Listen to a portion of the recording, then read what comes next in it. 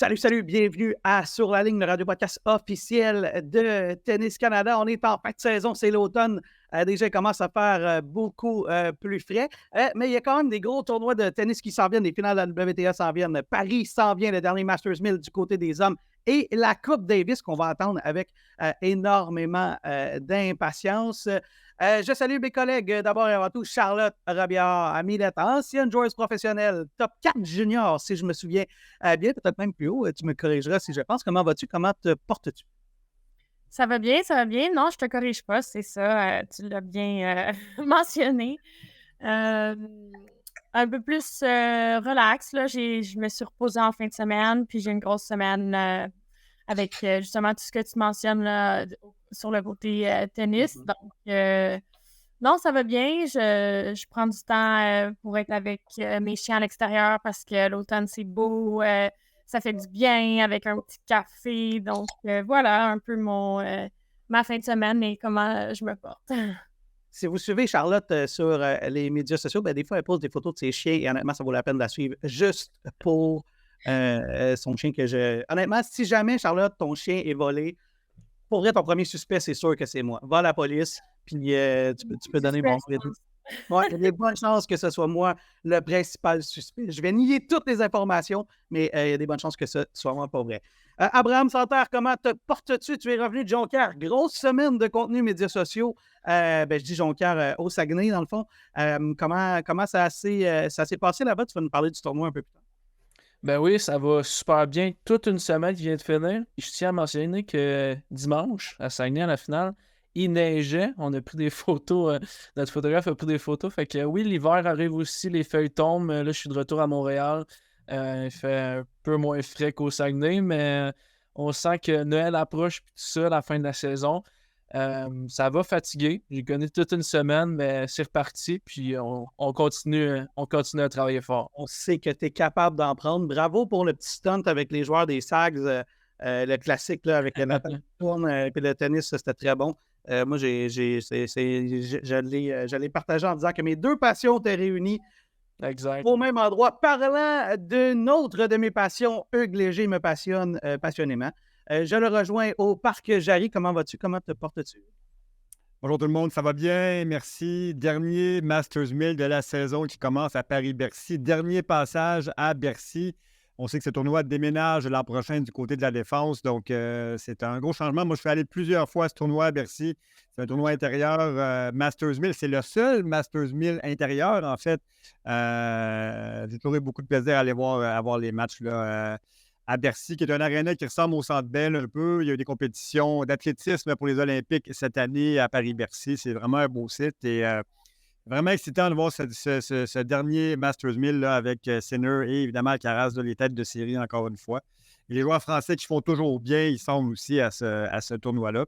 Ça va bien. Moi aussi, écoute, dernier week-end, fermer les choses sur le terrain parce qu'après, ça va refroidir. Le gel commence, là. Donc, c'était de tout boucler, piscine, ramasser les feuilles et tout ça, super excitant, mais pas de tennis ce week-end, c'est pour moi, malheureusement. Et là, est-ce que vous ne savez pas, c'est que hors d'onde, là, le bon Hugues Léger et le bon Abraham se préparaient quand même d'autres duels à venir. Question que Abraham se fasse détruire la confiance par Pas le trop doyen. vite, pas trop vite, Alex. Ouais, j'avoue. En tout cas, vous me direz, là, je vais mettre un petit pari, là, moi, sur ce match. Sur ce match-là, je sais pas si on peut parier à l'Auto-Québec, je ne sais pas c'est quoi les cotes. On va dévoiler les codes bientôt. Hein. Ben, je l'apprécierais qu'elle puisse faire une décision éclairée parce que c'est voilà. J'ai rien à ajouter sur ce sujet-là. Ça me fait plaisir de vous voir. Il y a beaucoup. Colin, il n'y a pas si longtemps, on se disait, tu sais, des fois, le mois mois d'octobre, le mois de novembre, il y a des choses, il se passe un peu moins de choses. Mais là, les Canadiens ont encore une fois trouvé le tour de remplir l'actualité. Et on va en parler. On va commencer avec ça dans le cadre de notre blog d'actualité du tennis canadien présenté par Tennis Giant.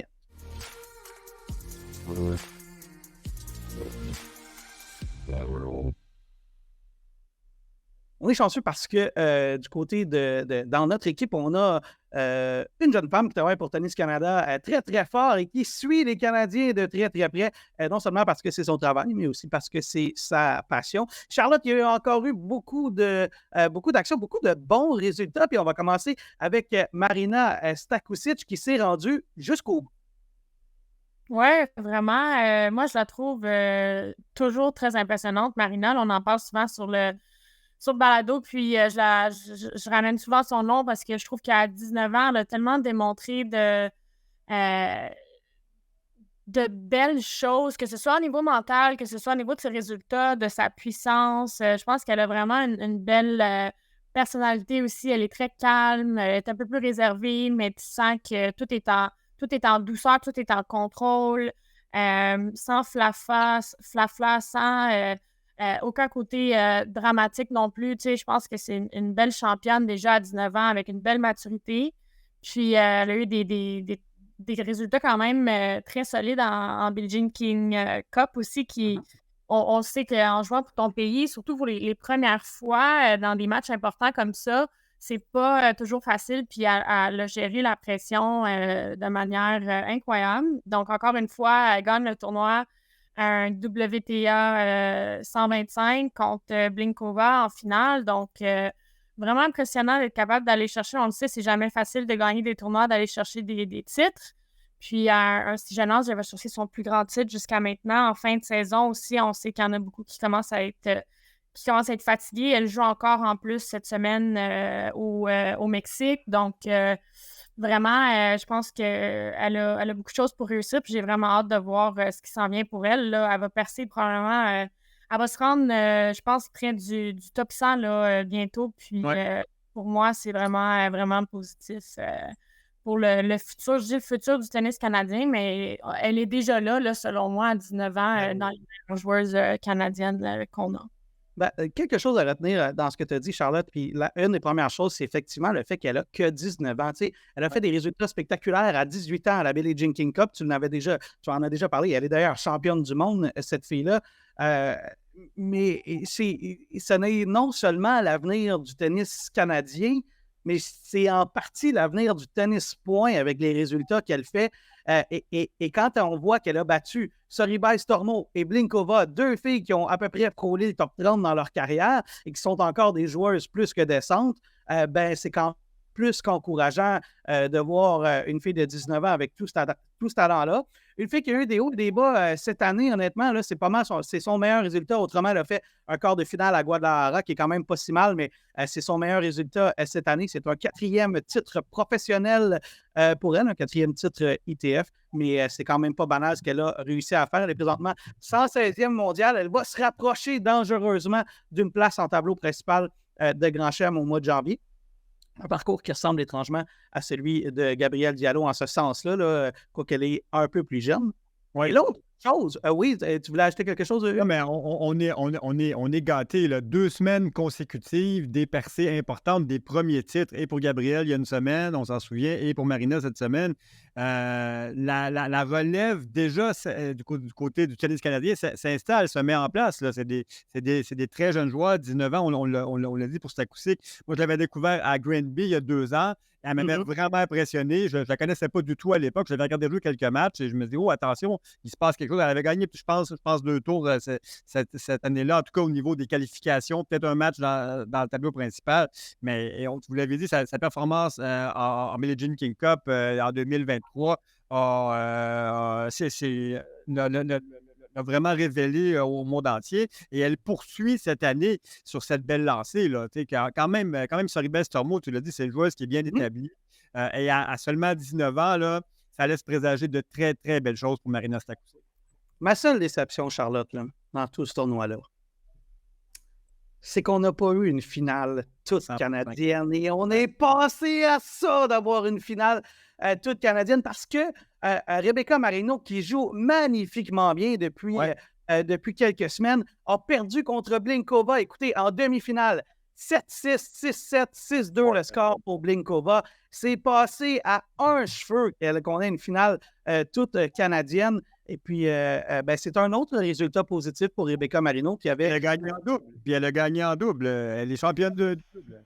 Voilà, C'est dommage, mais elle s'est rattrapée aussi en double. Puis je pense que ça aurait été très, très, très bien pour le tennis canadien, mais aussi pour les deux filles de se rendre en finale puis de jouer pour le titre. Mais je pense que ça sera juste partie remise parce que, comme vous dites, les deux jouent très, très bien. Puis ont connu des belles victoires. Mais c'est intéressant, hein? Quand je regardais le tableau, moi aussi, dans les derniers jours, je me disais, c'était deux filles qui se suivent quand même dans le classement. Je pense que Rebecca est 112 ou autour de tout ça. Donc, je pense qu'ils vont continuer de se suivre dans les tournois, puis probablement de jouer, espérons-le, dans plusieurs autres finales. Mais t'as raison, elle est 114 officiellement et elle va être, possiblement, elle est présentement là, sur ce qu'on appelle les classements en direct, le live ranking 108. Alors, elle aussi, là, va peut-être se donner une chance encore là, de peut-être participer à des tableaux principaux de tournois de Grand Chelem en début de saison. L'année prochaine, elle est vraiment pas loin. Alors, ce serait intéressant de voir sa fin de saison et ce sera peut-être ça son objectif, c'est d'aller chercher là, peut-être une dizaine de places au classement et de la façon dont elle est en train de finir sa saison. Elle va finir sur une note positive, assurément, Rebecca Marino, parce que, vous l'avez dit, titre à Calgary, demi-finale à Tampico, alors qu'elle est passée à ça d'atteindre la finale, et le titre en double. Alors, c'est quand même spectaculaire là, ce qu'elle est en train de faire à 33 ans, Rebecca Marino. Alors, 12e titre. C'est 12e titre, c'est les statistiques de Rebecca Marino que j'avais dans le visage. Mais il reste que j'ai hâte de voir aussi qu'est-ce qui va se passer du côté des autres Canadiens, parce que là, on est en train de créer du momentum là, avec Marino, avec Diallo, etc. Est-ce que ça va mettre de la pression? Bon, évidemment, là, Félix a annoncé que sa saison était terminée. Commentaire là-dessus, mon cher Hugues, sur est-ce que c'était à prévoir? On savait là, que ça allait, ça se tramait possiblement. Ben, bon, il a quand même fait sa sortie sur la difficulté du calendrier. On en a beaucoup parlé la semaine dernière, on va pas revenir. Là, sur son retrait de Paris, c'est pas un problème au dos, d'après ce que j'ai pu lire. Mais bon, c'est le signe aussi là, que c'est une saison qui a fatigué Félix. Il se retrouve ce matin au 27e rang mondial. Évidemment, il n'a pas pu défendre ses titres en balle, donc sorti quand même en 8e assez rapide. Voilà, donc fin de saison un peu dommage. On ne le verra pas en Coupe Davis non plus. Donc, c'est une fin d'année un peu en demi-teinte pour Félix. Ouais, je ne sais pas si demi-teinte est le bon terme. Amer, peut-être. En fait, c'est comme s'il était forcé à prendre, à terminer sa saison plus tôt que plus tard. Je ne sais pas, Charlotte, comment tu vois ça, cette fin de saison abrupte là, de Félix? Ben, c'est sûr que, comme vous l'avez dit, il avait fait déjà sa sortie par rapport à son commentaire avec la cohérence du calendrier, puis à quel point c'était trop intense, trop chargé, puis que c'était difficile pour les joueurs. Donc, je pense qu'il est, lui, cohérent dans ce sens-là, qu'il trouve ça trop, puis que peut-être physiquement et mentalement, ça commence à être un peu plus difficile. Je pense qu'il y avait des engagements aussi au Togo là, pendant la Coupe Davis, ce qui est très correct aussi. Puis je pense que c'est important de comprendre que c'est des joueurs de tennis qui ont donné leur vie et qui sacrifient tout pour être capables de jouer à chaque semaine. Puis je pense que là, de prendre peut-être du temps à ce moment-là, c'est correct. Mais pour ce qui est de cette semaine, c'est dommage, je pense, parce que j'aurais peut-être aimé le voir finir sur une note un petit peu plus haute, puis peut-être l'Australie avec un peu plus de confiance ou de momentum, disons, mais en même temps, c'est peut-être un bien pour un mal dans le fait qu'il va peut-être se reposer, prendre du temps pour lui, puis on parlait de mon chien tantôt, ça c'est mon chien. Hello! Il a entendu que tu voulais le kidnapper, puis là, il est d'accord. C'est notre nouveau collaborateur au podcast. Nouvelle mascotte. Exactement. Donc, je vais finir mon analyse avec mon chien sur moi. Donc, tout ça pour dire que il peut peut-être justement revenir peut-être un peu plus fort grâce à ça s'il fait une bonne période d'entraînement puis il remet les choses un peu en place. Mais c'est dommage parce que on se rappelle que Félix a quand même été 6e au monde en 2022, puis ça fait pas si longtemps de tout ça. Puis je pense que c'est là que les gens se disent bon, là, il sort du top 20.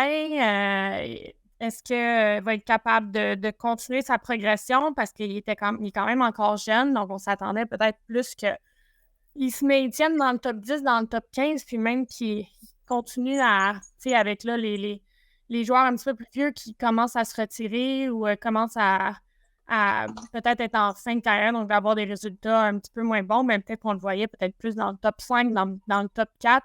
Puis moi, je trouve ça très, très juste aussi de penser que Félix aurait pu avoir cette progression-là. Donc, c'est un peu là que la déception est. Puis j'espère qu'il va être capable justement de bien gérer son temps et son calendrier et sa planification pour essayer peut-être de revenir, parce que moi, personnellement, avoir grandi avec Félix, connaissant très bien Félix, je sais qu'il est capable de vraiment accomplir de grandes choses, puis un très grand potentiel. Donc, espérons qu'il renverse la vapeur un petit peu, peut-être à partir de janvier, là.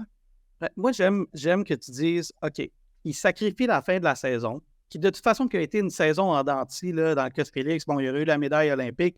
Ça a été une saison correcte dans les standards qu'on peut attendre de Félix. C'est une saison exceptionnelle dans les standards de n'importe quel joueur de tennis, là, de façon générale, mais dans les standards d'un gars qu'on peut aspirer à un top 5 mondial, c'est une saison correcte. Mais j'aime que tu dises, ben écoutez, peut-être qu'il sacrifie la fin de sa saison, va se reposer, va changer les idées, et va arriver au mois de janvier et il va dire, OK, on se part à 9, puis 2025, c'est mon année. Ça se peut très bien que ce soit ça le pari qui est fait, Charlotte. Abraham, avant que tu nous parles du Saguenay, tu voulais ajouter quelque chose sur Félix Auger-Aliassime. Ben oui, ben moi, l'époque, pas l'époque, la saison dans laquelle on est en ce moment, les dernières années, on a souvent connu puis même cette année, des tournois où ce que les joueurs canadiens gagnent, puis on l'a encore connu dans les dernières semaines avec Stakusich, Diallo, puis tout ça. Puis les dernières années, Félix aussi gagnait dans ces semaines-là à Bâle. Il a défendu son titre l'an passé. L'année d'avant, 2022, il a gagné 3 titres de suite. Donc moi, j'étais quand même optimiste de voir ça un peu la semaine passée. Félix de retour à Bâle, peut-être connaître une bonne semaine. Finalement, ça s'est freiné contre Mpetshi Péricard. On peut dire que ça relativise sa défaite parce que le joueur français a gagné le tournoi. J'étais optimiste, mais là, j'ai été un petit peu laissé sur ma faim. Puis avec cet abandon-là à Paris, je comprends, puis je suis d'accord avec toi, Alex, que, écoute, on peut laisser derrière 2024 puis se concentrer sur 2025 parce que je pense qu'il y aura besoin de cette pause-là pour venir en force. Oui, ben ça se pourrait très bien. Et tu sais, honnêtement, tu regardes les joueurs, bon, je ne vais pas le défendre difficilement, là, mais tu sais, dans les dernières semaines, tu pars contre un Bautista Agut, tu pars contre un Péricard, tu pars contre un Nishioka qui est une espèce de bête noire contre toi. Bon, sans vouloir y trouver des portes de sortie inutiles, il reste que. On l'a dit souvent, là, le classement est vraiment. Il n'y a plus de match facile. Non, mais c'est un peu là où je vais en venir, Abraham, c'est que tu as raison, il n'y en a plus de match facile. Tu n'as pas affronté le 150e mondial, puis Charlotte est la meilleure personne pour le placer, pour le confirmer. C'est que le top 10, puis il y a peut-être le top 3 là, qui est comme ma part des autres, là, mais après ça, là, des fois, tu peux pitcher un 25 cents dans les heures. C'est pas nécessairement évident que tu as valeur de vouloir je vous envoyais les classements là, hier et on voit qu'il y a comme une nouvelle vague qui arrive en ce moment. Là. Tout d'un coup, Félix, à 24 ans et demi, n'est plus dans la gang de plus jeunes. Là. Avec les succès, on l'a dit, de Mpetshi Péricard. On va en parler un petit peu plus tout à l'heure. Là, un deuxième titre et une progression quand même assez fulgurante au classement. Avec Jack Draper qui vient de gagner un titre aussi la semaine dernière, qui se retrouve au 15e rang. Maintenant, avec Arthur Fils, qui est tout jeune aussi, qui a 20 ans. Il y a comme une nouvelle garde là, déjà qui commence à pousser très, très fort dans cette zone où se situe Félix en ce moment, là, entre la 30e et la 15e place. Donc, ça ne va pas aller de façon plus facile pour lui en 2024. Donc, je pense qu'il faut considérer ça dans OK, c'est quoi les objectifs que Félix se donne maintenant? Ça va très, très vite et le calibre là, pousse vers le haut encore plus fort, je trouve, en ce moment. Et Péricard, il n'aura pas volé ce tournoi-là. Bon, d'abord, après avoir battu Aliassime, il est allé battre Chapeau en quart de finale. Avant que je continue sur le parcours de Péricard, parce qu'un quart de finale, c'est quand même pas mauvais pour Chapeau dans le contexte de sa saison cette année. C'est très bien. Ben oui, puis il fait un très beau saut au classement aussi. C'est une bonne semaine pour Chapeau quand même. Là. Oui. Et honnêtement, là, la fin de saison pour Chapeau a été quand même relativement rassurante. Là. Ouais. Il y a quand même un peu de positif, puis on l'a dit à quelques reprises cette année. Alors, je ne sais pas, Charlotte, est-ce que tu vois une progression pour Chapeau l'année prochaine ou est-ce que tu te dis oh, ça va être encore plus compliqué? Peut-être que c'est trop tôt pour répondre à cette question. Ben non, je pense que Chapeau, on va se le dire, il n'a pas volé sa place à personne dans les résultats qu'il y a eu dans le passé. Là, puis même moi, ce qui est maintenant, j'en ai parlé la dernière fois sur le podcast, mais c'est pas facile de repartir de zéro, si on veut, entre guillemets, puis de devoir jouer des challengers, puis de recommencer un peu au bas de l'échelle avec plusieurs attentes. On le sait, Chapeau aussi a été top 10 en 2020, donc quand tu as ce genre de résultats, ce genre de statut, de classement, il y a toujours on peut toujours attendre plus de ta part. T'sais, quand tu as été dans le top 10, on pourrait s'attendre que tu sois dans le top 3, puis dans le top 5, puis etc. Donc, je pense que ça a été peut-être difficile pour lui d'être en retrait, de ne pas être sur les tournois, puis de devoir repartir. Mais je pense qu'il y a tout pour réussir. Je regardais son match en fin de semaine, justement, contre Péricard qui a gagné le tournoi, puis je me disais, je me parlais à moi-même, je me suis dit, il y a quand même, j'aime beaucoup son énergie en ce moment. Ouais. Je revois un peu le Chapeau que je voyais dans les bonnes années. On le sait, il y a beaucoup d'énergie, il y a beaucoup de réactions, il y a beaucoup d'intensité, on le voit dans son regard, dans la façon qu'il s'encourage, la façon qu'il est, des fois, c'est même pas nécessairement à son avantage parce qu'il peut avoir des émotions fortes, des émotions négatives, mais je pense que c'est ça qui fait qu'il est un bon joueur, c'est cette fugue-là, cette drive-là, cette ambition-là, puis je pense que je commence à la voir aussi, puis c'est, comme je le répète souvent, j'essaie de relativiser un petit peu la vie en tant que joueur de tennis, c'est que tu peux pas toujours être à ton top, malheureusement, il y en a quelques-uns, des Federer, des Djokovic, des Nadal, des Murray même, qui vont avoir eu quasiment des carrières parfaites de A à Z, mais c'est très rare de voir ça. Puis je pense qu'il y a des hauts et des bas, malheureusement. Peut-être que nos Canadiens, justement, encore plus Shapovalov puis Auger-Aliassime, ils ont eu ces bas-là là, récemment, puis ils sont peut-être en train de remonter la pente tranquillement, mais encore une fois, c'est des joueurs tellement talentueux qui ont toutes les qualités pour réussir, sont déterminés, sont disciplinés. Donc, je pense que la manière que j'ai vu Chapeau jouer cette semaine, il y a quand même un très bon match contre Péricard qui a gagné le tournoi par la suite. Donc, on voit que le niveau est là. J'aimais sa mentalité, son attitude. Je pense qu'il est très, j'en parlais aussi récemment, mais il est très orgueilleux de vouloir revenir où est-ce qu'il était. Je pense que ça, c'est vraiment quelque chose de positif parce qu'il va vouloir travailler vraiment fort. Puis je pense qu'il sait, lui aussi, ayant eu les résultats qu'il a eu dans le passé, qu'il est capable de se rendre là. Donc, je pense que oui, je te dirais même que je pense que ça va venir plus vite que Félix. Ah, intéressant. Abraham, je te le dis tout de suite, tu pourras sortir le blog de Charlotte sur Shapovalov qui est maintenant de retour. Moi, je vais voir le match Félix-Denis. Oui, mais là... Je me suis fait poser la question, puis moi, je pense que c'est peut-être Denis qui aurait gagné ce match-là. Ça se peut dans le contexte. Puis j'ai une autre question pour toi, Charlotte, avant qu'on aille à la pause. Plus intense sur le terrain, Chapeau ou Charlotte Robiumla? Chapeau, quand même, là. Ah oui, OK. Ça dépend. Ça dépend si je suis en train de gagner ou si je suis en train de perdre. Ça dépend du score, c'est ça. All right. Bon, ben, je suis content de savoir ça. Je serais curieux de demander à Chapeau s'il dirait la même chose. Peut-être qu'il serait d'accord, qui sait. Nous, on va faire une courte pause. Qu'est-ce que tu as dit? Envers lui-même. Donc, je pense que même lui, il dirait qu'il est un peu plus intense que moi. Ça se pourrait très bien. On va faire une courte pause. Au retour, ben, il y avait d'autres tournois. Il y a des joueurs qui continuent de bien performer. On va regarder ces résultats-là de l'autre côté de la pause. Montréal à table est de retour du 31 octobre au 17 novembre. Venez découvrir le restaurant Monem lors d'un délicieux souper 4 services à 85 $. Vous pouvez réserver votre table à tout moment sur OpenTable. Anticipez vos cadeaux de Noël. Offrez un séjour à l'Hôtel Montville incluant un délicieux petit déjeuner et une place de stationnement au cœur de Montréal. Un moment parfait pour relaxer et prendre soin de soi. Découvrez les options de cartes cadeaux sur le site hôtelmontville.com. Avant d'aller aux résultats du tournoi, on a eu la chance de parler à Liam Draxel. On a parlé un peu de sa saison, on a parlé des dernières semaines qui ont été vraiment intéressantes pour lui. Voici ce que ça donne.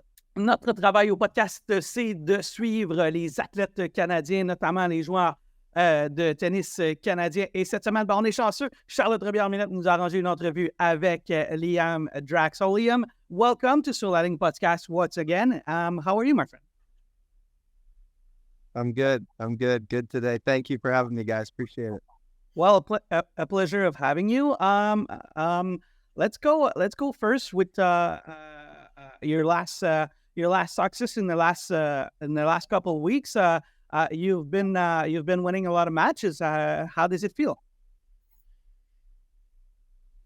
Yeah, for sure. Yeah, last swing I went on. Yeah, definitely was positive. Nice to play well on home soil in Edmonton and in Calgary. Doing well with the singles and the doubles with Cleve. So yeah, it was definitely a positive trip, and just looking to kind of build on those wins and try to finish the year strong. How did it feel winning in Edmonton? Like, go in a little bit more details. Obviously, winning at home, it's always nice, but how does it feel on a confidence standpoint? For sure. I mean, it's so tough to win a tournament. There's only one player that week who's walking away, without losing, a match. So it's definitely really challenging.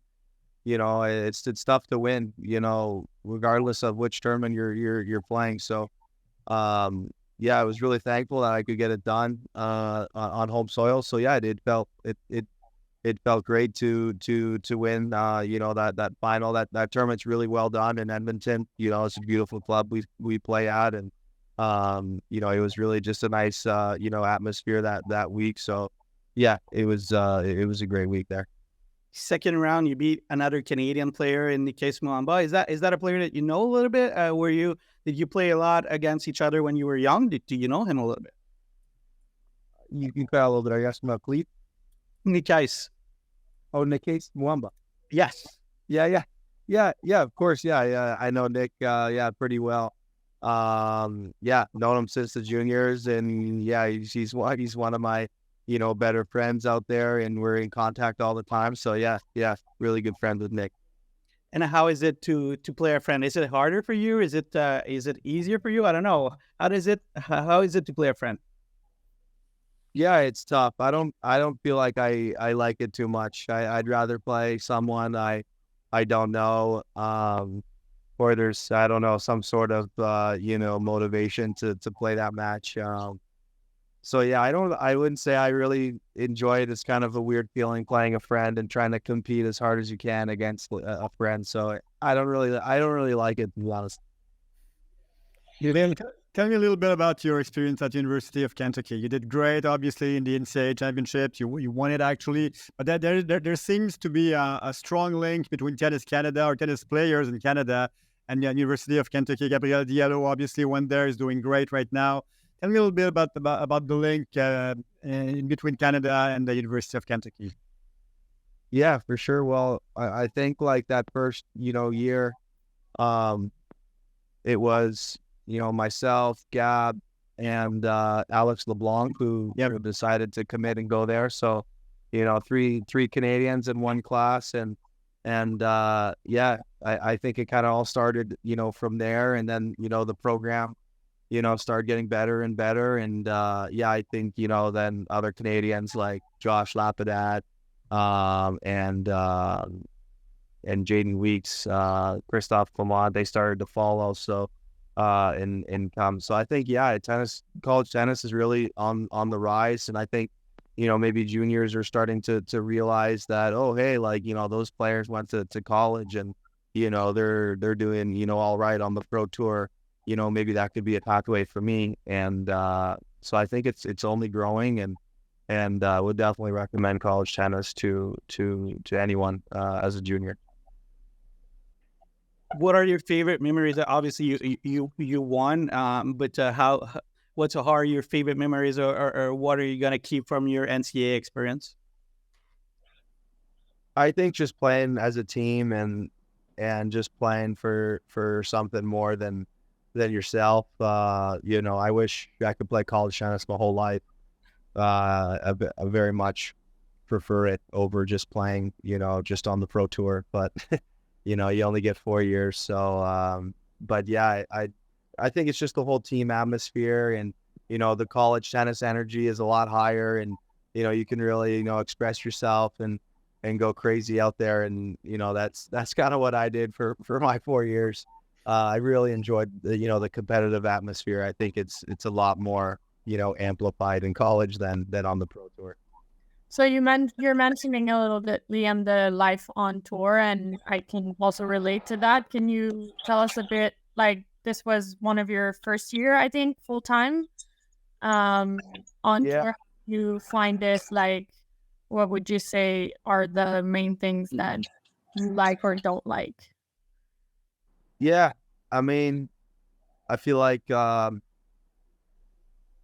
I like is I mean, I guess constantly reminding yourself, if you're playing a tournament in like the middle of nowhere and there's like, nobody watching, and I don't know, it's really tough. The conditions are not for, kind of against you, just, realize that, hey, like, I'm trying to get my ranking into the Grand Slam so I can play, tournaments like Wimbledon, like having those types of goals, or that kind of, big outlook on why, I'm training, or, playing, a bunch of tournaments, trying to get the points for my ranking range to be in the place where I can, play, the Grand Slams and stuff like that. So I think like chasing after that and aspiring to, pursue being, in the top 100 or playing, on the ATP tour, that's really cool to me, because obviously that was a dream since I was just a little kid. But also it can get tough. It's easy to forget about what your goals are when you're just, I don't know, you're a little tired, you're far away from home, you're missing your loved ones, and I think that part is definitely tough. I think maybe like a casual tennis fan just sees, oh, you're traveling all the time, that seems great, but really as a tennis player, you're just going to the hotel, to the courts, back and forth. You're really not seeing much or sightseeing. You're having too much fun out there. So yeah, that can be challenging, and being alone on the road, it can be very, very, very tough sometimes. So I think that the just grind of the travel and being away is hard. It's funny because it's something that Charlotte as Pika has talked about the tour, is how lonely it can be, and especially from you coming out of college where it's almost a team sports. I mean, it's not even almost, it's team sports, and always traveling with your team and having your teammates all around you. So was it the hardest part, you'd say, like being on the tour really for the first time, all alone by yourself, compared to college where you're always traveling with your team? Yeah, for sure. Because you get so spoiled in college. They treat you great. Everything's covered. Great facilities. And then obviously I knew, Gab, Alex, Josh, all the Canadians, Sorbo, all the Canadians already. So they were already my friends. But, we had a great culture and everyone was really close with each other. So yeah, you're traveling as a team and traveling with, your brothers, and it's really tight knit team. So, it's really, it just seems like fun. It doesn't really seem like, the grind, that sometimes the pro tour does. Even, if you're working, super hard, it's just, a lot easier when there's like 11 guys, beside you doing the exact same thing. So yeah, it definitely, that was the biggest, change. I took a fall off to play just on the pro tour one of my years in school, and that first initial stretch of pro tournaments I played, futures, going, in the middle of nowhere in the States. This is, I was not, kind of used to that. And I definitely struggled. It takes the time to adjust and just get, I don't know, more experience of, how really the tour works. So yeah, it's definitely hard. Yeah, it's definitely hard. I think being just alone and the traveling, and also like just how quiet it is like at a pro tournament compared to college tennis. Like, I feel like it's easy to like get fired up and like, really like, try your absolute hardest when, there's like, when, I don't know, the team environment is just so highly competitive. I feel like, you're playing a match on like court 17, in like Champaign, Illinois or something like that. Like, it's a lot maybe less motivating, the environment. So yeah, that was the challenge. There's a question in tennis that to me is, I don't know, I always ask myself, I want you to talk about the grind, because now you're basically 200 in the world, a little bit over 200 in the world. And in many other sports, you would make millions of dollars being 200 in the world. But in tennis, it's a different story. So I want you to talk about how it is hard, maybe, I don't know, on you to be that good on your sports. I mean, there's basically only 200 people in the world that are better ranked than you. And still, it's like, it still feels like a grind. So I want you to talk about this experience and how, I don't know, mentally tough you have to be to play tennis. Yeah, I mean, for sure. I try not to really think about that. Because that would frustrate, everyone, kind of ranked, I guess in the top 500, I don't know, probably higher, Yeah. So, I mean, yeah, it is what it is. I love tennis. So, but to be honest, like, I really am more, in love with tennis and the tournaments than, how much money, I'll make one day, or, right now, obviously I'm not making much, but I think it's a good thing that I am really passionate about tennis, and, I really enjoy, I do enjoy the grind, I enjoy competing, I really enjoy competing and playing the tournaments and trying to rise up the rankings. So I like that challenge, and I try not to focus so much on how little, you make when you're like 230 in the world or whatever. So yeah, but it definitely is, frustrating. All right, a couple other questions before we let you go. This was basically your, I don't know if we can call it your first real pro year, like full year. Am I correct? And how would you evaluate at least your beginning of your pro career so far? Yeah, for sure. I mean, I think, when I was at school, I played a good amount of futures. I was always ranked like 500 or something like that, 600. So I had, I think a lot of experience playing futures, and, I found myself successful at that level of pro tennis. But, after my ranking, jumped, last year to top 300 or whatever. And then I started this year, playing mostly challengers. I felt like that was a new kind of experience to kind of go through, playing more challengers. I found the level being a little different, it's a little tougher. So I think I learned a lot this year. I don't think it was what I was hoping for.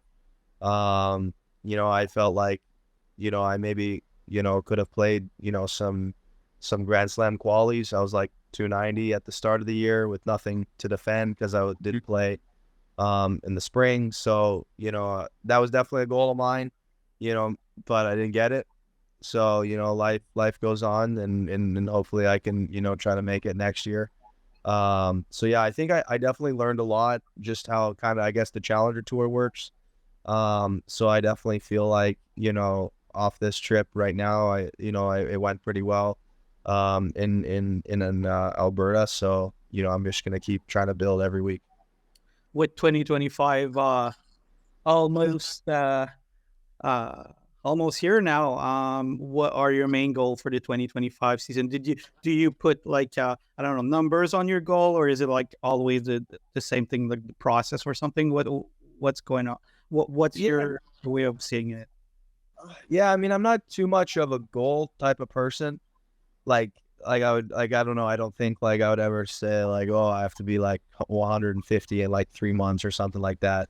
Yeah, I mean, I guess I'm more process oriented. I'm just focusing on tennis, trying to keep it simple and trying to improve what I need to improve, and hopefully I'll get my ranking up. So I would say, yeah, I mean, but just a basic goal for me is, to get to the point where I can play, Grand Slams. I feel like that would be nice.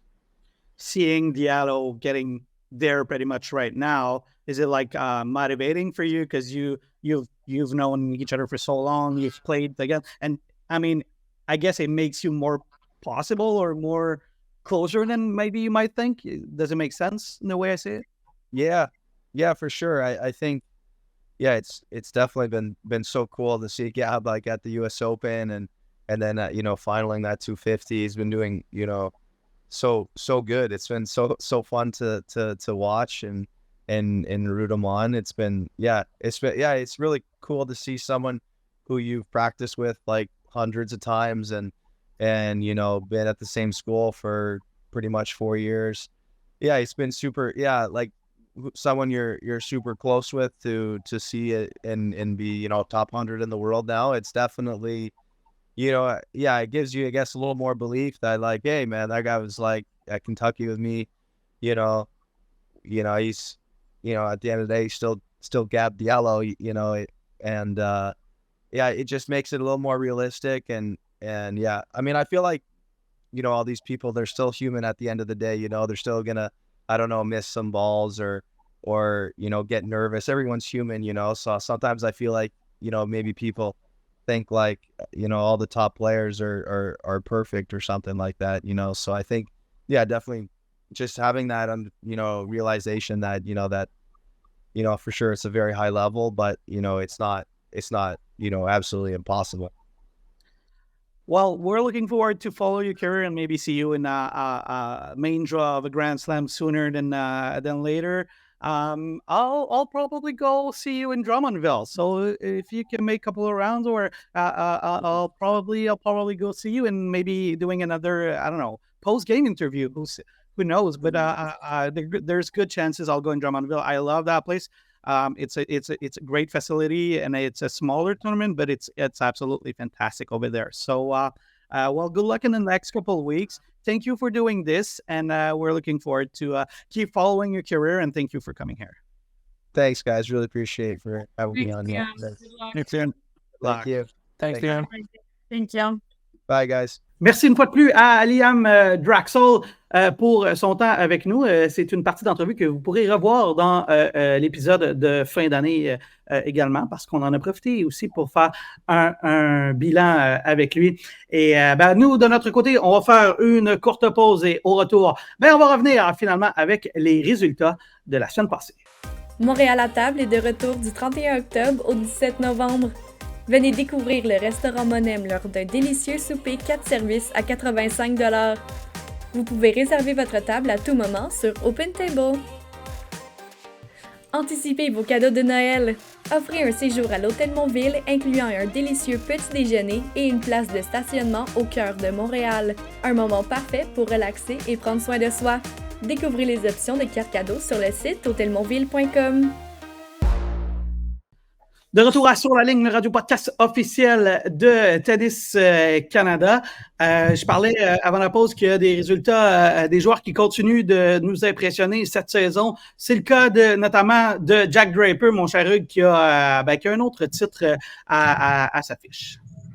Ben, on parlait de cette, un peu plus tôt, là, quand on discutait de Félix, de cette nouvelle vague là, qui commence à pointer. Draper et Félix qui ont évidemment eu un incident cette année ensemble au tournoi de Cincinnati. Mais Draper qui confirme quand même que c'est un joueur de premier plan en ce moment. Il croit en ses chances. Il va chercher le titre la semaine dernière à Vienne. Moi, c'est un joueur que j'ai remarqué aussi à l'Omnium il y a 2 ans ici. Grand gaucher anglais. Beaucoup de qualité, ce joueur que j'aime beaucoup. Là, donc, je pense qu'on va le voir progresser encore. Donc, c'est de la nouvelle Next Gen. Je vais l'appeler comme ça parce qu'il y a quand même il y a une nouvelle vague qui arrive en ce moment là, dont il fait partie. Et Draper se retrouve au 15e rang mondial ce matin à l'ATP. C'est un deuxième titre pour lui. Il a remporté ce tournoi-là à Vienne. D'ailleurs, à Vienne, on a dit au revoir à Dominic Thiem. Peut-être rapidement un mot là, sur Dominic Thiem. Toi, tu connais, il est peut-être un peu plus vieux que toi, Charlotte. L'as-tu joué chez les juniors? Là, joué, tu l'aurais pas joué, mais tu l'aurais peut-être côtoyé. Mais c'est quoi tes souvenirs de lui? Ben, c'est sûr que ça a été un joueur exceptionnel, là, qui a eu des résultats que peu ont eu. Je pense que quelqu'un qui peut peut-être me préciser la statistique, mais c'est lui qui a eu le plus de victoires, je pense, contre les 3 grands ou les 5 grands ou quelque chose comme ça. Je ne sais pas si vous l'avez vu passer, cette mesure-là, mais ouais. En tout cas, il y a eu vraiment des super résultats. Ça a été plus difficile pour lui après sa blessure, puis en fin de carrière. Puis c'est sûr que plus on vieillit, là, on le voit avec Nadal, puis tous les autres joueurs qui commencent à prendre leur retraite ou s'en aller vers ça, que avec les jeunes, la nouvelle génération, puis à quel point le sport est physique et demandant, ça peut être difficile, mais un joueur avec une super classe, toujours respectueux, toujours gentil, accueillant avec tout le monde. J'entends que des belles choses sur lui par rapport aux joueurs que moi je connais personnellement aussi. Donc, je pense que ça en dit beaucoup sur le champion qu'il est, la personne qu'il est. Puis je pense qu'il va être manqué beaucoup sur le circuit de ce que je comprends des autres joueurs. Donc, j'ai bien hâte de voir ce qu'il va faire, mais je pense qu'il a vraiment laissé sa marque sur son sport. Pour ta stat, Charlotte, c'est qu'il est l'un des seuls 2 joueurs à avoir au moins 5 victoires contre le Big Three, l'autre étant Andy Murray. Alors, c'est pas banal quand il y a 2 joueurs. Puis c'est fou quand tu y penses parce qu'il a joué les années prime de ces gars-là. Exact. Puis c'est pas 5 victoires en fin de carrière. Là. Et Dominic Thiem, ce qui est intéressant, moi, je trouve, dans son cas, c'est que pendant longtemps, en fait, en début de carrière, on le voyait comme un dauphin à Rafael Nadal. C'est-à-dire un gars qui allait être très solide sur terre battue, un futur champion de Roland-Garros. Et finalement, il aura terminé sa carrière avec un titre du Grand Chelem, mais au US Open. Peut-être là où on l'attendait le moins. Et ce qui est drôle, je me souviens, Hugues, je ne sais pas si tu faisais partie de l'équipe régulière à ce temps-là, mais je me souviens quand Dominic Thiem a remporté le US Open, Nico et moi, on avait dit, est-ce que c'est la fin du Big Three finalement? Mm-hmm. Et c'était une première vraie cassure dans le Big Three. Et au US Open, ça aura ultimement été à peu près vrai. Parce que depuis Dominic Thiem, il n'y a que Novak Djokovic qui en a remporté un après. Parce que après ça, le Big Three a été complètement blanchi, sauf en 2023 pour Novak, parce que Medvedev, Alcaraz et Sinner ont remporté les éditions qui auront suivi. Alors, sans que ça ait mis fin au Big Three, parce qu'on le sait, ça n'a pas été le cas, Nadal en a remporté par la suite et Djokovic également. Mais au US Open, ça n'aura pas été complètement fou. Ça aurait été intéressant. Oui, non. Puis c'est un joueur hyper important des dernières années. Écoute, il a quand même été chercher 6 victoires contre Nadal, vous l'avez dit, là, cette stat contre le Big Three est vraiment impressionnante. Sa victoire au US Open contre Zverev dans un match extrêmement serré et tendu et un superbe revers à une main qui marchait sur toutes les surfaces très bien. Moi, j'aimais beaucoup regarder jouer Dominic Thiem et j'ai beaucoup aimé son courage depuis 2 ans après sa blessure au poignet. Il joue en challenger essentiellement depuis 2 ans. Il a tout essayé pour revenir. Il n'a pas réussi, mais beaucoup de courage et vous l'avez dit aussi, joueur extrêmement humble et agréable là, comme personnalité. C'était très émouvant de le voir accrocher sa raquette littéralement à la fin du match à Vienne. Abraham, commentaire rapide sur Dominic Thiem. Ouais, je l'avais vu, moi, quand je suis allé à Roland-Garros. Son dernier match à Roland-Garros, j'y assistais. C'était dans le cours Suzanne Langlaine au 2e tour des qualifications. Puis je peux dire que dans la foule, là, tout le monde était ému. Puis on a osé, c'est le dernier match de Dominic Thiem à Roland-Garros. Il a fait quelques finales à Roland-Garros. Il s'est souvent rendu loin. Puis c'est quand même un chapitre qui tourne. Puis celui qu'on disait qui était le prince de Rafael Nadal finalement. Donc ce tournoi-là l'a beaucoup marqué. Puis on pouvait le voir cette année quand j'étais là. Hein, c'était vraiment spécial. J'ai une question pour toi, Abraham, vu que toi, tu l'as vu à Roland-Garros. Quand il t'a croisé, est-ce qu'il t'a demandé un autographe? En fait, c'est moi qui l'ai ignoré. T'avais pas le temps pour Dominic Thiem. Merci d'avoir partagé vos souvenirs sur Dominic Thiem. Je pense que c'est un grand de sa génération qui accroche sa raquette et on le savait déjà depuis un bout, hein, parce que contrairement à d'autres joueurs, lui, il l'avait annoncé un peu plus tôt. Du côté d'autres résultats, il y en a une, et je vous le dis tout de suite, là, je devrais peut-être pas vous le dire, mais ma révélation de l'année, ça va être Zheng. Elle a tellement eu des résultats incroyables cette année.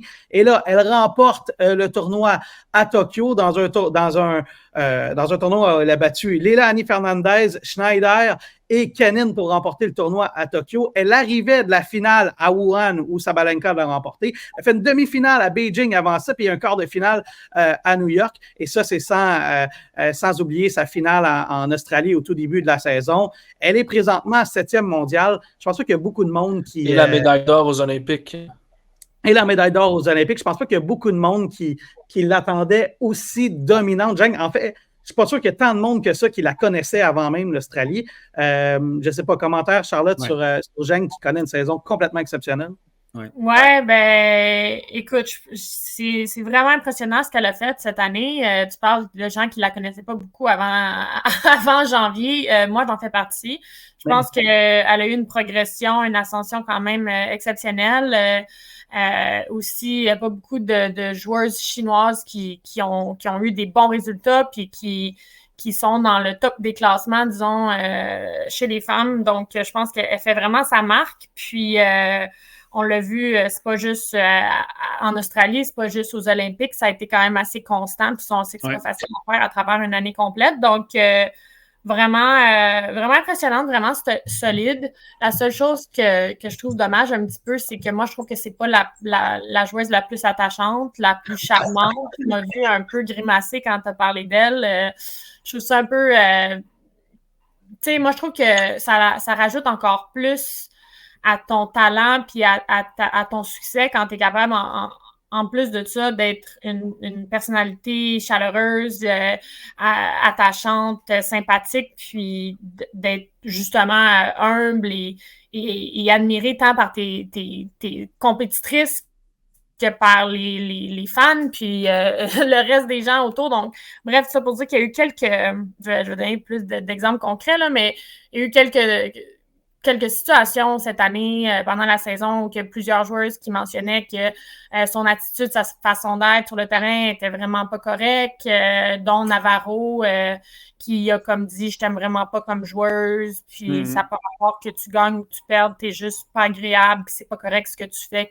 Quelque chose dans ces lignes-là. Donc, puis c'est pas la seule, il y a aussi Sabalenka là, qui mentionnait qu'il était un petit peu plus difficile avec elle. Puis à un moment donné, on a vu la poignée de main, là, justement, récemment, je pense, leur dernier affrontement, que Zhang a perdu le match, puis a donné une poignée de main très froide à la fin. Puis ça, je trouve ça dommage d'avoir des situations comme ça. Puis je pense que justement, pousser la réflexion un petit peu plus loin, c'est dommage pour les jeunes, pour ceux qui sont peut-être qui regardent les joueuses comme des idoles puis des exemples, c'est peut-être pas la meilleure chose à créer des situations comme ça. Donc, je pense qu'il y a juste ce petit bémol-là que c'est sûr que c'est compétitif, c'est sûr qu'on va pas aimer tout le monde, mais quand il y a plusieurs joueurs qui commencent à mentionner des choses à ton égard puis à être un peu négatives, quand on le voit, là, c'est quand même assez rare là, qu'on entend des choses sur certaines joueuses, je trouve, quand même.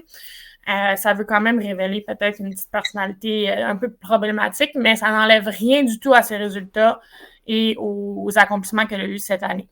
Hugues, je sais que tu veux parler de Péricard, on va en parler, là, mais Charlotte, elle m'amène sur une piste, puis ça m'amène à te poser une question. Je regarde le top 10 de la WTA. Okay? Bon. Sabalenka, Swiatek, Coco Gauff, Paolini, Rybakina, Pegula, Zheng, Navarro, Kasatkina, Collins. As-tu l'impression qu'il y a un déficit de charisme dans le top 10 pour aider à la promotion du tennis? Regarde, je vais donner 3 exemples majeurs. Bon, Swiatek, on l'a dit plein de fois, c'est une légende là, de son époque. Mais c'est pas la joueuse que les gens vont s'attacher le plus. Zheng a le même problème. Rybakina, pas la personne la plus chaleureuse non plus, Rybakina. Alors, bon, t'en as d'autres à l'inverse, comme Sabalenka, Pegula, Coco Gauff, c'est facile s'attacher à eux. Mais quand t'as 3-4 joueurs dans le top 10, que t'es comme, je sais pas, est-ce que ça peut nuire à la promotion du tennis, selon toi? Féminin, particulièrement?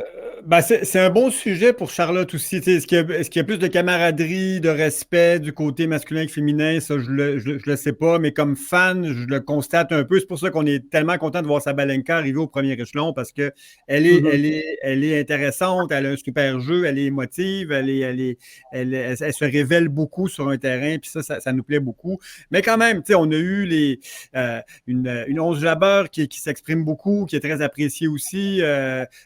Pegula aussi, qui est vraiment intéressante comme personnalité. Mais effectivement, pour les fans, c'est certain que c'est moins mémorable, c'est moins engageant, c'est moins attachant s'il y a cette froideur ou cette distance-là. Mais je pense que Zheng a amené ça à un autre niveau en 2024. Là, effectivement, la poignée de main avec Sabalenka il y a 2 semaines, l'incident avec Navarro, Charlotte en a parlé. Disons que ça commence pas de manière très sympathique. Là. Donc, je ne sais pas comment elle va gérer ça, mais elle est all business, c'est évident. Elle dit, moi, je ne suis pas là pour me faire des amis. On est tous là pour gagner. Il y en a un qui va perdre. C'est moi qui va gagner. Donc, je pense que oui, ça peut affecter en partie l'intérêt pour le tennis féminin s'il y a trop de joueuses comme ça qui laissent indifférent, en fait. Je pense qu'on part déjà avec un pas en arrière par rapport au tennis masculin, dans le sens où on doit travailler encore plus fort pour promouvoir le tennis chez les femmes, puis de s'assurer qu'il y a un intérêt, qu'il y a des gens qui veulent regarder, qui veulent s'intéresser. Puis je pense que justement, chez les garçons, c'est comme automatique, on va regarder leur match, on va avoir le plus le réflexe de s'intéresser. Puis, on le voit aussi dans les chiffres puis de la manière que les tournois fonctionnent. C'est souvent les hommes sur les gros terrains, les prime time, disons, etc. Donc, je pense que de cette optique-là, on dirait qu'il faut que tout soit aligné pour que les gens s'intéressent au sport féminin dans le tennis, puis que peut-être les filles qui aient une belle personnalité puis qui amènent quelque chose d'agréable puis de spontané puis de drôle ou de comique, un peu comme Sabalenka et d'autres. Mais je pense aussi qu'on sort d'une ère où est-ce qu'on avait Sharapova, on avait Serena Williams, Venus Williams, on avait Wozniacki, on avait des filles très attachantes, Azarenka, qui avaient beaucoup de personnalité, qui avaient beaucoup de choses à dire, qui prenaient leur place, puis qui avaient un petit peu plus ce caractère-là. Disons que là, maintenant, des filles comme Swiatek, Rybakina et autres qui sont plus calmes, qui sont plus réservées, qui ont moins de choses à révéler. Peut-être que justement, ça tire un peu dans le pied, mais je veux dire, ça reste que peut-être le divertissement est un peu moins là, mais ça reste que le tennis, c'est quand même un niveau incroyable. Donc, je pense que c'est là un peu, est-ce que c'est vraiment juste du divertissement ou est-ce qu'on regarde pour le niveau aussi? Donc, ce serait juste peut-être bien qu'il y ait un peu des deux pour valoriser encore plus le tennis. Donc, moi, c'est ça mon but aussi, c'est qu'il y a de plus en plus de gens qui s'intéressent puis qui veulent aimer le tennis féminin puis le regarder. Donc, c'est peut-être là la petite étoile de dire, c'est astérix de dire s'il y avait un peu plus de tout ça, peut-être que ça l'aiderait le sport. Mais en même temps, ils sont en début de carrière. Quand je mentionne Sharapova, Serena, Venus, Wozniacki, c'est des filles qui ont créé ce charisme-là, qui ont créé leur marque à travers les années, à travers leurs titres, leurs résultats. Donc, peut-être que ça va venir avec ces joueuses-là aussi.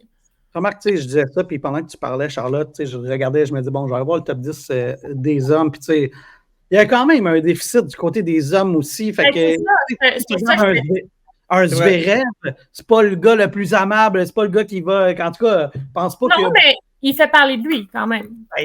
Oui, OK, tu as raison, il fait parler de lui. Novak, c'est un peu la même affaire.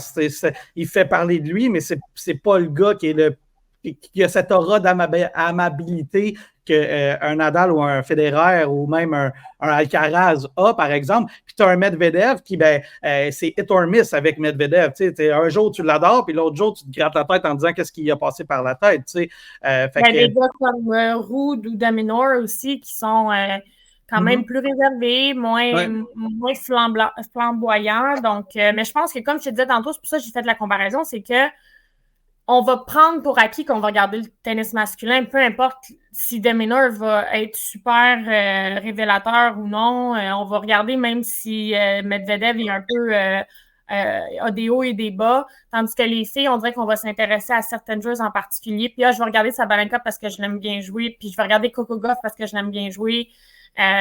Donc, c'est peut-être là qu'on a comme ce petit déficit-là, qu'on a comme besoin d'un plus. Quand c'était Serena, c'était comme, OK, on veut regarder Serena. On cherche un petit peu plus les favorites à regarder, tandis que chez les hommes, c'est comme, on va regarder le tennis, peu importe. Du côté féminin, je pense que la place est à prendre pour Coco. C'est elle qui pourrait porter, je pense, le tennis féminin sur ses épaules. C'est beau, Sabalenka, et tout le monde l'aime beaucoup, les fans, mais je pense que une Américaine jeune avec un charisme fou comme Coco A, je pense qu'elle serait une porte-étendard parfaite pour le tennis et faire en sorte que, peu importe le match qu'il y aura sur n'importe quel terrain, le monde va avoir le goût de regarder Coco. Peut-être que la place, elle est à prendre pour elle, puis je ne veux pas dire qu'elle va pas la prendre, elle pourrait très bien le faire, là. Elle n'a que 20 ans, Coco Gauff. C'est encore un enfant dans le monde du tennis, là. Enfin. Dernier sujet, avant qu'on se quitte, on n'aura même pas passé à travers tous les sujets, parce qu'on a déjà busté notre timing. Hugues, tu voulais revenir sur Péricard, parce qu'on en a parlé rapidement tantôt avec son titre, mais tu vas aller au-delà de ça, parce que c'est quand même impressionnant la montée qu'il a présentement. Ouais. Donc, Giovanni Mpacci Péricard, je prends le soin de bien nommer son nom parce qu'il n'est pas toujours facile à retenir, qui est un peu une révélation en ce moment. Donc, champion, on l'a dit, à Bâle la semaine dernière. Le joueur le plus, il a déjà battu un record. C'était le joueur le plus bas classé à gagner un ATP 500. Donc, déjà, c'est dans le livre de records pour Péricard. On l'a découvert un peu à Wimbledon cette année avec son premier tour où il y a eu 51 as, donc 6 pieds 8, 90 kilos, c'est un costaud, c'est tout un joueur de tennis au niveau physique. Il a failli blesser Shelton sur une première balle au corps dans son match de finale. Il y a eu le double d'as de Shelton, 22 contre 10. Et c'est impressionnant. Et on sait que Shelton est reconnu pour son service. C'est vraiment une progression fulgurante. Il a commencé la saison 2024 autour de la 200e position. Il est 31e au classement ce matin, plus 19 la semaine dernière. C'est le plus haut mouvement du classement du côté masculin la semaine dernière. Je pense qu'on va le voir beaucoup. C'était son deuxième titre. Il a gagné à Lyon plus tôt cette année. Mais je pense que A Star is Born, et ça va être intéressant de le suivre à Bercy cette semaine au Masters de Paris. 5 Français dans le tableau principal, dont Arthur Fils et Mpacci Péricard qui auront toute l'attention assurément cette semaine à Paris. Sauf que son premier match est Frances Tiafoe. Alors, bonjour, bienvenue à Paris. Ce sera pas. Mais en même temps, peut-être que c'est Frances Tiafoe qui dit Colin, ça me tente pas de l'affronter parce que là, il arrive de succès fou. C'est un gars qui va bien. C'est peut-être plus Frances Tiafoe qui se dit en ce moment. Guys, la moyenne de premier service à 139 miles à l'heure, 131 sur les deuxièmes. Il a servi un as à 151 milles par heure. Donc, il va battre des records au niveau service, au rythme où il va en ce moment. Là. C'est vraiment impressionnant.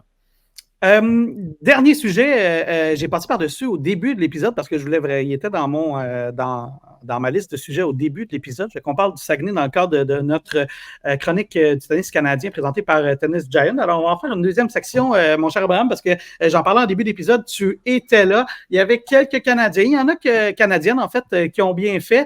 On avait quelques Canadiennes encore de finale, mais c'est finalement Marchenko qui l'a remporté. Peut-être pour faire un petit résumé de ce tournoi. Ouais, ben juste avant, je veux juste dire à Hugues que s'il y avait des rateurs de vitesse pour nos matchs, je me demande si ce serait proche de 151 000 à l'heure, en tout cas. Euh, Pour venir à Saguenay, ça a quand même été toute qu'une semaine. Il y a 4 Canadiennes qui ont fait les quarts de finale. Là. Il y a eu Stacy Fong, Nadia Lagaev, qui a seulement 16 ans, qui a battu au deuxième tour la troisième tête de série du tournoi, Gabriella Knudsen, qui est 210e au monde. C'est quand même un bel exploit. Il y a aussi Cadence Brace en quart de finale, qui a perdu contre l'éventuel finaliste. Et aussi Kayla Cross qui a perdu également en quart de finale. Donc, des bons résultats canadiens. Mais j'aimerais ça quand même parler de la championne Petra Marchenko parce qu'elle a seulement 18 ans. C'était la championne du monde junior en 2022, je pense, ou 2021. Puis elle ne fait que monter actuellement. Puis ça a vraiment été impressionnant comme semaine. Puis à Saguenay, ça a pas mal été la chouchou des gens. Juste pour l'anecdote, c'était jeudi soir, elle a gagné. Puis elle a pris une photo avec tous les joueurs des Saguenay de Chicoutimi. C'était une belle gang puis une belle photo. Puis son père est arrivé comme wow, qu'est-ce qui se passe ici? C'était quand même assez drôle. Puis finalement, elle a gagné le tournoi en perdant seulement une manche. Puis ça, c'était en finale contre la 4e tête de série, Koa Vermans, la néerlandaise, qui a seulement 20 ans. Là, donc en finale, joueuse de 18 ans contre joueuse de 20 ans. Ça finit en 3 manches, 2h15 de jeu. C'était seulement la 3e fois qu'il y avait une finale en 3 manches, puis au prix d'égalité à Saguenay. Donc, c'est vraiment impressionnant. Puis Marchenko c'est un nom à retenir. Petra Marchenko, là, elle a vraiment un beau style de jeu. Puis elle a l'air très bien entourée. Elle focus à gagner. Puis elle s'attendait à faire pas mal brasser la cabane à Saguenay, là, selon moi. Ben, c'est ce genre de tournoi-là où souvent tu vois peut-être soit des joueurs en fin de carrière ou des joueurs qu'on va voir éclore. Tu sais, Charlotte, elle l'a dit à quelques reprises, je pense que c'était au Saguenay, tu avais joué Pegula là-bas, tu sais, et là, Pegula, ben, quelques années plus tard, elle est dans le top 5 mondial. Tu sais, alors, ça se pourrait très bien qu'il y ait de ces joueuses-là que tu as vu cette semaine, Abraham, c'est le cas à Granby également, puis à Drummondville aussi, là, où il y a des joueurs qu'on va voir éclore sous nos yeux tranquillement, et ben on va la garder à l'œil, celle-là. C'est tellement important d'avoir des tournois à sol canadien comme ça pour donner la chance aux joueuses canadiennes de participer. Là, je pense à Nadia Lagaev à 16 ans. Mon anecdote, c'est qu'elle porte encore des broches à 16 ans. Puis moi, la dernière joueuse que j'ai vue jouer avec des broches comme ça, ben, j'étais chasseur de balles, puis je voyais Andreescu jouer à Granby. Là. Donc, c'est un lien assez anodin, là, mais j'ai quand même pas de doute que Nadia Lagaev peut se rendre loin dans les prochaines années. Puis c'est vraiment tous les tournois, Drummondville, Granby, Saguenay, là, même Laval, un M25, c'est vraiment le fun d'avoir des tournois comme ça. À l'époque, à Granby, Charlotte ne devait pas être bien loin de Bianca ben, je sais pas, je pense que j'ai peut-être chassé Charlotte une fois. C'était en 2015, en tout cas. Ça se pourrait.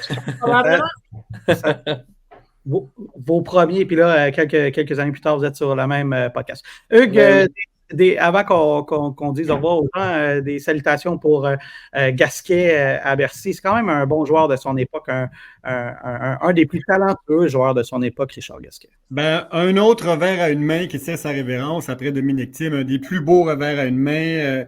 Le petit Federer, comme on l'a appelé quand il est arrivé sur le circuit, il avait sorti Federer à Monte-Carlo à leur première rencontre. Superbe carrière là, qui se termine tranquillement pour Gasquet. Ça va être son dernier Bercy. Il va se retirer officiellement à Roland-Garros 2025. Donc, ça va être quand même assez émouvant. Il joue contre Koboli. Ça va pas être facile au premier tour pour Gasquet, mais je suis sûr qu'il va être très bien accueilli par la foule parisienne.